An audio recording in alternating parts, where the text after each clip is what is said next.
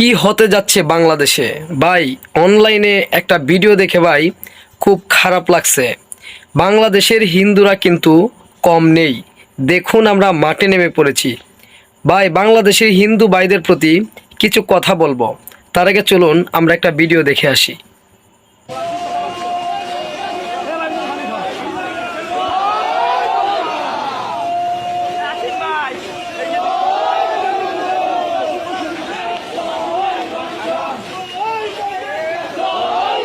প্রিয় দর্শক, আপনারা ভিডিওটা দেখলেন, কি বুঝলেন ভাই?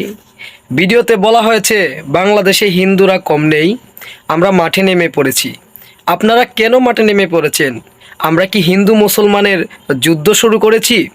কি হতে যাচ্ছে ভাই বাংলাদেশে?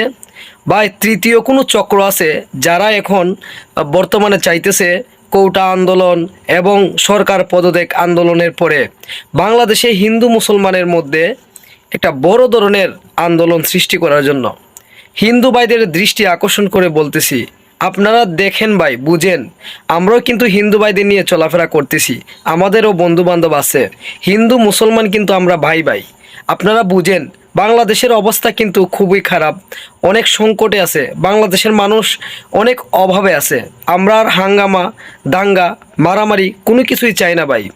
আপনারা গুজবে কান দিবেন না, আপনারা ভালো করে খোঁজ নিয়ে দেখেন এবং সঠিক বিচার যদি না পান তাহলে অবশ্যই যেখানে গেলে সঠিক বিচার পাবেন আপনারা সেই ব্যবস্থাই করবেন। অযথা আপনারা গুজবে কান দিয়ে বাংলাদেশে একটা হাঙ্গামার সৃষ্টি করবেন না ভাই।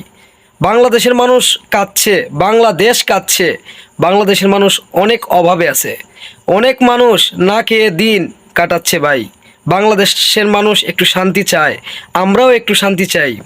আপনারা কি আগে কখনো দেখেছেন আমরা কখনো হিন্দু ভাই বোনদের অবিচার করেছি, অথবা আমরা কখনো তাদের সাথে অন্যায় করেছি? করি নাই ভাই, কখনো আপনারা দেখেন নাই। যারা এরকম করে অবশ্যই তাদের উদ্দেশ্য খারাপ, তারা চায় বাংলাদেশটা ধ্বংস হয়ে যাক। আমরা সুন্দর একটা দেশ চাই, আমরা হিন্দু মুসলমান বৌদ্ধ খ্রিস্টান আমরা সবাই মিলে বাংলাদেশটাকে সুন্দর করতে চাই। আপনাদের প্রতি বিনীত অনুরোধ, আপনারা না বুঝে গুজবে কান দিবেন না, আপনারা সুখে থাকুন, দেশটাকে সুখী করুন, দেশের মানুষকে সুখী করুন ভাই।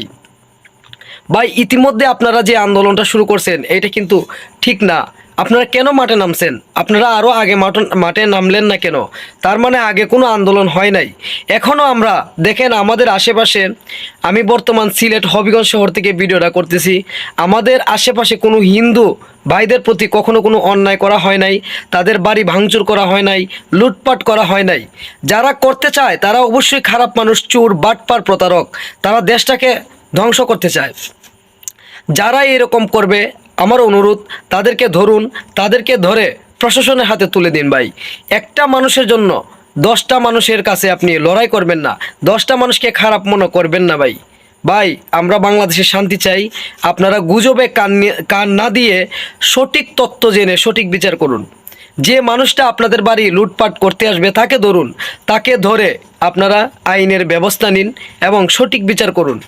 একটা মানুষের জন্য 10টা মানুষের সাথে যুদ্ধ শুরু করবেন না। বাংলাদেশে আর অশান্তি চাই না আমরা। বাংলাদেশ অনেক সংকটে আছে, আমরা অনেক অভাবে আছি ভাই। আমাদের অনেক কষ্টে দিন যাপন যাচ্ছে ভাই, দিন রাত আমরা অনেক কষ্টে কাটাচ্ছি। কি হবে বাংলাদেশের সেই চিন্তায় এখন নতুন করে ভাই অনুরোধ করে বলতেছি, নতুন একটা আন্দোলনের সৃষ্টি করবেন না, বাংলাদেশটাকে আর বিপদে ফেলবেন না। দয়া করে গুজবে কান দিবেন না, সঠিক তথ্য জেনে সঠিক মানুষ চিহ্নিত করে সঠিক বিচার করুন। আপনারা যদি না পারেন আমাদের কাছে তুলে দিন, আমরা তার সঠিক বিচার দেখব। ধন্যবাদ।